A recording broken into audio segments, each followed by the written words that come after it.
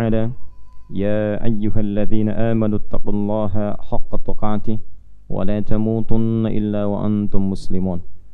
الله أكبر الله أكبر الله أكبر ولله الحمد. Hadirin jamaah Idul Fitri rahimani wa rahimakumullah. Pada hari ini, hari Jumat 1 Syawal 1444 Hijrah, bertepatan dengan 21 April 2023 Masehi. Kita bersyukur pada Allah Subhanahu wa taala di hari Jumat Sayyidul Ayyam, hari yang sangat baik, penghulu dari sekian hari, diberikan kita nikmat mengawali 1 Syawal sekaligus menutup rangkaian ibadah Ramadan yang telah kita tunaikan selama sebulan penuh. Untuk itu Allah Subhanahu wa taala memerintahkan kita untuk mengekspresikan keberhasilan kita dalam menunaikan ibadah siam Ramadan itu dengan memperbanyak takbir pada Allah Subhanahu wa taala. Allah berfirman dalam Al-Quran surah kedua Al-Baqarah di ayat 185, "Walitukabbirullaha ala ma hadakum."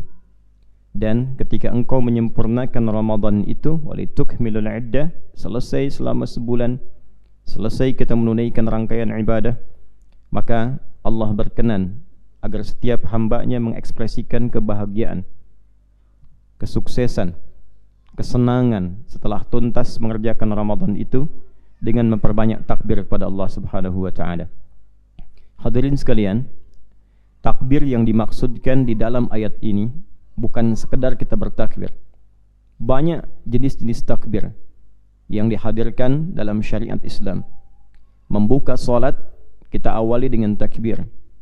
Ba'da salat ada zikir yang terangkai dengan subhanallah, alhamdulillah, ada pula takbir Allahu Akbar. Di dalam perjuangan ada takbir Allahu Akbar.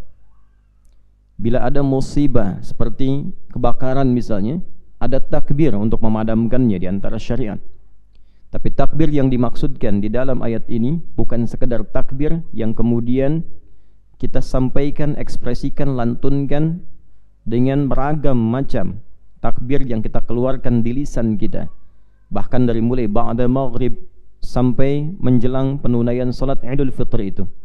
Maka Allah menyampaikan walitukabbirullaha ala ma hadakum, agar engkau memperbanyak takbir ala ma hadakum, atas segala bentuk hidayah yang Allah telah berikan kepada kita saat kita menunaikan ibadah siam Ramadan itu. Jadi orang-orang yang bertakbir saat Ramadan, orang-orang yang bertakbir setelah tuntas mengerjakan Ramadannya akan terasa berbeda. Saat Ramadan dia bertakbir dalam salat, saat Ramadan dia bertakbir pasca salat, saat Ramadan dia bertakbir dalam zikir. Maka pasca Ramadan, semua jenis akumulasi hidayah yang Allah berikan kepada hamba dalam Ramadan itu yang disyukuri dengan kita menunaikan dan melantunkan banyak takbir.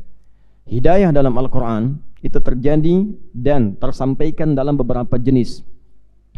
Bila diberikan pada orang beriman, maka jenis yang pertama di antara bentuk hidayah itu adalah apa yang Allah berikan kepada insan beriman untuk semangat menunaikan ibadah. Dan ketika bertambah ibadah itu, maka disebutlah orang itu dari beriman menjadi orang bertakwa, dari mukminin menjadi muttaqin. Ramadan melatih kita untuk menaikkan derajat kita dari sekedar beriman menjadi pribadi yang bertakwa. Karena itulah ketika diawali ayat puasa, Allah berfirman di Al-Baqarah ayat 183, "Ya ayyuhalladzina amanu", dibuka dengan kalimat iman. Kutiba alaikumus siyam kama kutiba alal ladzina min qablikum la'allakum tattaqun. Jadi esensi Ramadan adalah bagaimana merubah kepribadian kita dari sekedar beriman menjadi pribadi yang bertakwa. Iman menuju takwa itu tidak mudah didapati kecuali mendapatkan hidayah dari Allah Subhanahu wa taala. Ketika Allah menginginkan seseorang beriman menjadi orang takwa dan diberikan hidayah, maka di antara caranya Allah berikan kekuatan kepada hamba beriman itu untuk meningkatkan ibadah dan amal solehnya. Itu yang dimaksud hidayah pertama dalam Al-Quran, disebutkan di Al-Baqarah di ayat yang kedua sampai ayat kelima itu. Dzalikal kitabu la raiba fi hudal lil muttaqin. isi Al-Quran jangan sampai diragukan kebenarannya, maka seluruh isinya berupa pedoman kehidupan akan menjadi hidayah bagi orang bertakwa. Siapa orang takwa yang diberikan hidayah itu? Maka ayat ketiga menyampaikan alladzina yu'minuna bil ghaib. Ramadan dibuka dengan amanu, baru beriman. Tapi ketika katanya merubah menjadi yu'minun, artinya orang yang menaikkan level imannya. Dia naikkan terus setiap waktu, setiap hari sampai dia berjumpa dengan Allah Subhanahu wa taala. Bagaimana ciri orang yang bisa meningkatkan imannya? Alladzina yu'minuna bil ghaib wa yuqimuna as-shalah. Maka dia mulai berlatih dengan memperbanyak salat. Ada kata as-shalah, alif lam shad lam alif ta marbutah. Ada alif lam shad lam waw alif ta maftuhah. Ada alif lam shad lam waw fathah tegak di atasnya, ta marbutah. Yang pertama bentuknya tunggal, sekali salat. Yang kedua bentuknya jamak terbatas. Quran surah kedua ayat 238. Hafidhu 'alas salawati was salatil wusta wa qumu lillahi qanitin. Dan jagalah oleh kalian waktu-waktu salat fardu. Bentuknya jamak tapi terbatas hanya 5 saja.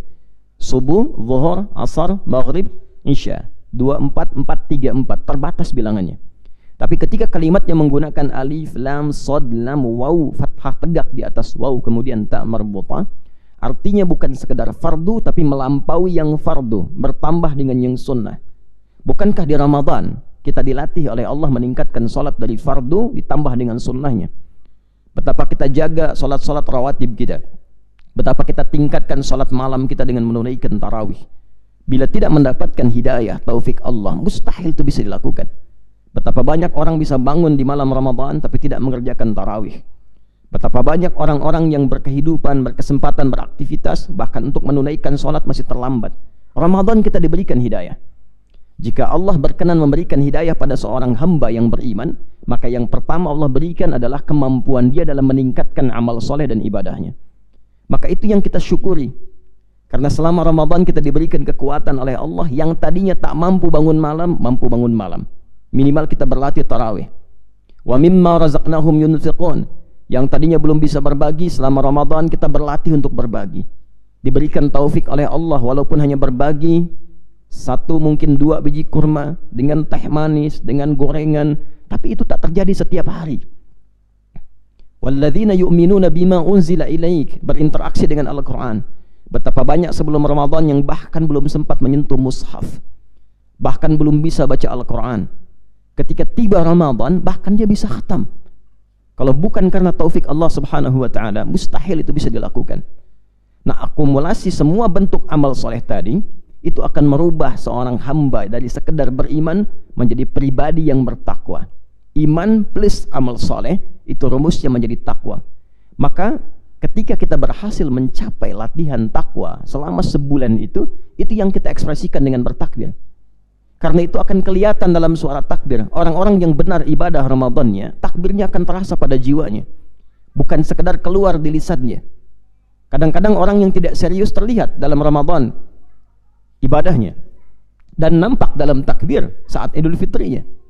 Ada rasa-rasa yang tidak keluar dengan sungguh-sungguh. Ada rasa-rasa yang hanya mengikuti orang takbir maka dia takbir. Orang-orang yang berhasil Ramadannya maka diekspresikan takbirnya walitukabbirullaha ala ma hadakum. Dia bisa menangis karena Ramadan merubah dia menjadi lebih baik.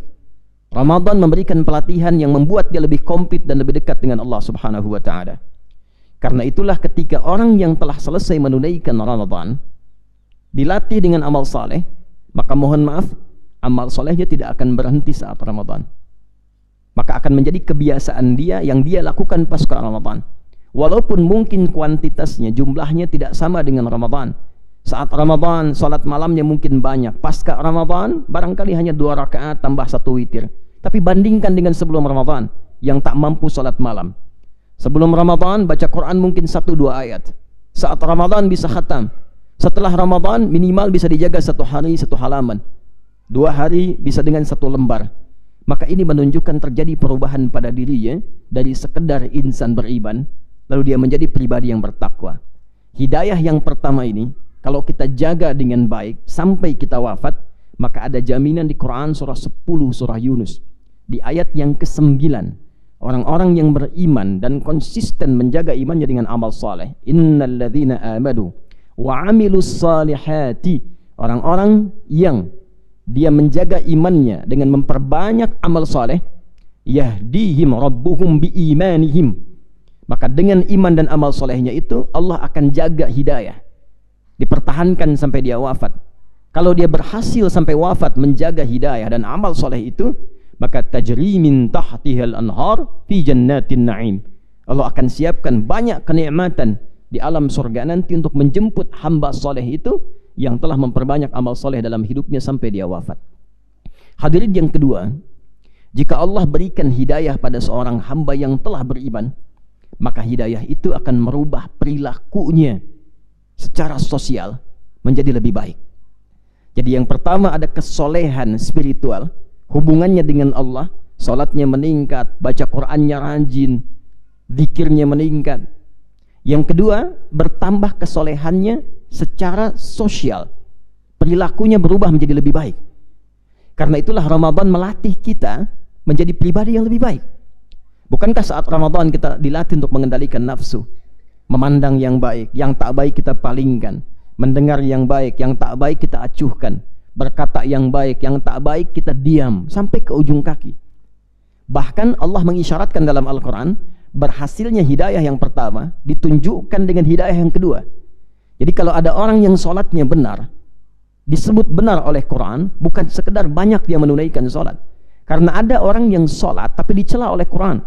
Fawailul lil musallin alladzina hum an salatihim sahun alladzina hum yura'un wa yamna'unal ma'un. Ada orang sholat tapi kata Quran sholatnya bermasalah. Ada orang sholat tapi kata Allah celaka dia. Karena ternyata sholatnya bukan dilakukan untuk mendekat kepada Allah, hanya untuk menarik perhatian manusia saja, hanya untuk dikenal saja, hanya untuk viral saja. Maka sholat yang benar ketika mendapatkan hidayah yang kedua, turunlah Quran surah ke-29 ayat ke-45. Utlu ma uhya ilaika minal kitab wa aqimis shalah innas salata tanha 'anil fahsya wal munkar. Salat yang benar, ibadah yang benar ketika seorang hamba terkoneksi dengan Allah, maka akan berdampak pada kesolehan pribadinya secara sosial, merubah dirinya lebih baik, menghindari perbuatan fahsya dan mungkar. Sumber keburukan hanya dua, kalau bukan fahsya itu mungkar. Fahsya keburukan yang bersumber dari syahwat, kata-kata kotor yang jorok, pornografi, porno aksi, zina, LGBT dan turunannya. Orang sholat pasti nggak akan berkata kotor. Orang sholat tidak akan terlibat pornografi. Orang sholat tidak akan terlibat LGBT. Mungkar, segala keburukan yang diingkari oleh hati kita. Hati kita menolak. Sumbernya nafsu perut dan akal. Mencuri itu mungkar, menipu itu mungkar, gibah itu mungkar, bikin hoax itu mungkar, berselisih itu mungkar, bertengkar itu mungkar. Jadi kalau ada orang sholat masih mencela, masih bertengkar, masih berselisih, berarti ada yang kurang tepat, kurang sempurna dalam penunaian sholatnya. Ketika Allah berkenan memberikan hidayah pada seorang hamba yang telah beriman, maka Allah akan merubah perilakunya menjadi lebih baik dari sebelumnya. Karena itulah Ramadan, ketika kita dilatih banyak menunaikan sholat, seharusnya saat yang bersamaan merubah pribadi kita lebih baik, pada orang tua lebih baik, pada saudara lebih baik, pada teman lebih baik, pada lingkungan lebih baik, pada anak lebih baik. Bukankah saat Ramadan kita meningkatkan bacaan Quran? Ukuran keberhasilannya bukan berapa kali khatam, 1 kali, 2 kali, 3 kali, 4 kali, 10 kali. Bukan itu ukurannya. Untuk pahala insya Allah diberikan, tapi keberhasilannya kata Allah di Quran surah ke-35 di ayat ke-32, thumma awrathna al-kitaba alladhina istafayna min ibadina faminhum zalimun li nafsi wa minhum muqtasid wa minhum sabiqun bil khairati biidznillah. Dzalika huwal fadlul kabir. Orang yang benar bacaan Qur'annya adalah orang yang ketika membaca Qur'an dan telah tuntas, Qur'an itu tertanam dalam jiwanya dan merubah dia menjadi pribadi yang lebih baik. Dia mengandung kalam Allah. Allah punya semua akumulasi sifat kebaikan. Ketika Allah memberikan kebaikan pada dirinya, maka dia berubah menjadi pribadi yang lebih baik. Karena itulah hadirin, secara singkat, telah tuntas kita menunaikan Ramadan, maka keberhasilan dari Ramadan itu diukur dengan 2 hal tadi. Dan untuk itulah kita bertakbir. Coba lihat sampai hari ini, apakah sebagai anak sudah menjadi anak yang baik? Jangan-jangan menunaikan sholat id saat ini selama Ramadan 30 hari dengan orang tua masih ada masalah, selesaikan. Jangan-jangan dalam kehidupan rumah tangga belum tuntas, suami istri belum selesai, dengan anak-anak, dengan teman, dengan tetangga, dengan Allah. Anda ingin pulang husnul khatimah, mendapatkan surga, mendapatkan kenikmatan kubur, tapi tidak mencari bekal terbaik untuk pulang. Id itu pulang, mi'ad waktunya pulang, ma'ad tempat pulang. Innalladzi farada 'alaikal Qur'ana laradduka ila ma'ad. Yang telah mewajibkan pada Rasulullah Al-Quran, mengajarkan pada kita, akan mengembalikan kita ke tempat pulang. Innallaha la yukhliful mi'ad. Sungguh Allah tidak akan mengingkari waktunya untuk pulang. Janji Allah itu pasti. Karena itu, mari kita siapkan diri kita dengan seutuhnya, dengan sebenarnya, pasca Ramadan ini menjadi pribadi yang lebih baik. Dengan Allah lebih dekat, meningkat ibadahnya, siapkan bekal untuk pulang. Dunia sementara, apa yang mau Anda cari di dunia ini? Kita mencari bekal untuk pulang. Pada akhirnya setiap kita kembali kepada Allah Subhanahu wa ta'ala, dan ditampakkan di hadapan kita setiap hari ada orang pulang. Ada yang disolatkan, ada yang ditinggalkan, ada yang ditangisi, ada yang dibiarkan. Kita pulang bagaimana? Yang kedua, berubah menjadi lebih baik secara sosial. Jangan sampai punya persoalan dengan orang sekitaran kita yang menghambat hisab kita untuk dipercepat di hari kiamat kelak. Itu saja yang disampaikan, diisyaratkan dalam Al-Quran. Bila kita konsisten menjaga dua bagian itu, insya Allah seperti doa-doa kita selama Ramadan, kita bisa wafat dalam keadaan husnul khatimah. Jangan sampai sebulan berpuasa tapi ujungnya hanya untuk berselisih. Berselisih tentang waktu kapan Idul Fitri, berselisih tentang siapa yang paling afdal, siapa yang tidak, berselisih tentang siapa yang paling benar, siapa yang paling tidak. Untuk apa puasa sebulan kalau ujung-ujungnya hanya untuk bertengkar, ujung-ujungnya hanya untuk berselisih? Untuk apa puasa sebulan kalau ujung-ujungnya tidak mendapatkan ridha Allah Subhanahu wa ta'ala? Mari kita berdoa pada Allah Subhanahu wa ta'ala, semoga dengan doa ini memberikan kekuatan dalam jiwa kita untuk menyadari tentang hakikat kehidupan, sehingga kita mampu mempersiapkan bekal lebih baik sebelum pulang kembali kepada Allah Subhanahu wa ta'ala. Semoga dengan doa ini kita diberi kekuatan bukan hanya menjadikan diri kita soleh secara pribadi, tapi kita juga bisa memberikan pengaruh pada keluarga, pada teman-teman, pada lingkungan kita, untuk bersama-sama mendapatkan ridha Allah Subhanahu wa ta'ala. Alhamdulillahi Rabbil Alamin. Allahumma nahmaduka hamdan kama 'allamtana an nahmadak, wa nashkuruka syukran kama 'allamtana an nashkurak. Antal muqaddim wa antal muakhir biyadika al-khair, innaka 'ala kulli syai'in qadir. Allahumma nasalli wa nusallimu 'ala habibika al-karim, rasulika al-mustafa al-amin, sayyidina Muhammadin wa 'ala alihi wa sahbihi ajma'in. Allahumma nashkuruka ya Allah ala kulli ni'amil lati an'amta alaina. Ya Allah, kami mensyukuri semua nikmat yang telah Engkau anugerahkan pada kami selama hidup sampai detik ini. Wa nakhussu ya Allah bi ni'mati Ramadan, dan kami khususkan syukur kami dengan mendapati nikmat Ramadan.